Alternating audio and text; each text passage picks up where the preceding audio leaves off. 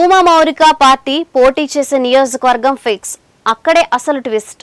మంచు మనోజ్ తాజాగా చేసిన ప్రకటన సంచలనంగా మారింది. వచ్చే ఎన్నికల్లో భూమా మౌనిక ఎన్నికల్లో పోటీ చేస్తారని ప్రకటించారు. ఏ పార్టీ ఏ నియోజకవర్గం స్పష్టం చేయలేదు.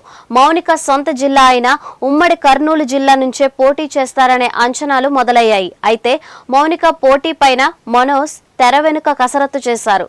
పూర్తి అంచనాలు నిర్ణయాలు జరిగిన తర్వాతనే ప్రకటన చేశారు. దీంతో మౌనిక ఎంట్రీ ఇచ్చే పార్టీ పోటీ చేసే నియోజకవర్గం పైన స్పష్టత వస్తోంది. అయితే అక్కడే అసలు ట్విస్ట్ నెలకొంది. హీరో మంచు మనోజ్ తన సతీమణి భూమా మౌనిక పొలిటికల్ ఎంట్రీ పైన ప్రకటన చేశారు. భూమా దంపతుల మరణం తరువాత తన అఖిలకు మౌనిక సోదరుడు జగత్ విఖ్యాత్ రెడ్డి మద్దతుగా నిలిచారు. అఖిల గతంలో మంత్రిగా, ప్రస్తుతం ఆళ్లగడ్డ ఎమ్మెల్యేగా ఉన్నారు.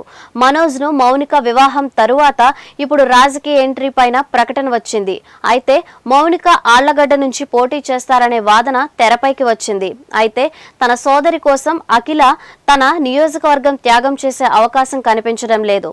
ఇదే సమయంలో జగత్ విఖ్యాత్ రెడ్డి సైతం ఎన్నికల్లో పోటీ చేయాలనే ఆలోచనతో ఉన్నారు. నంద్యాల సీటు కోసం ప్రయత్నాలు చేస్తున్నట్లు సమాచారం. అయితే కుటుంబానికి ఒక్క సీటే దక్కనుంది. కాగా మౌనిక ఇప్పుడు కర్నూలు జిల్లా నుంచి కాకుండా మనోజ్ ఆలోచనలకు అనుగుణంగా నడుచుకునేందుకు సిద్ధమవుతున్నారు.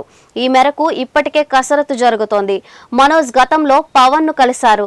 రాజకీయంగా పవన్ తో కలిసి ప్రయాణం చేయాలని మనోజ్ భావిస్తున్నారు. అందులో భాగంగా తిరుపతి, చంద్రగిరి నియోజకవర్గాలపైన మనోజ్ ఫోకస్ చేశారు. 2024 ఎన్నికల్లో కూటమి పొత్తుల్లో భాగంగా తిరుపతి నుంచి జనసేన గెలుచుకుంది. కాగా మోహన్ బాబు విద్యా సంస్థలతో ఆ ప్రాంతంలో మంచు కుటుంబానికి గుర్తింపు ఉంది.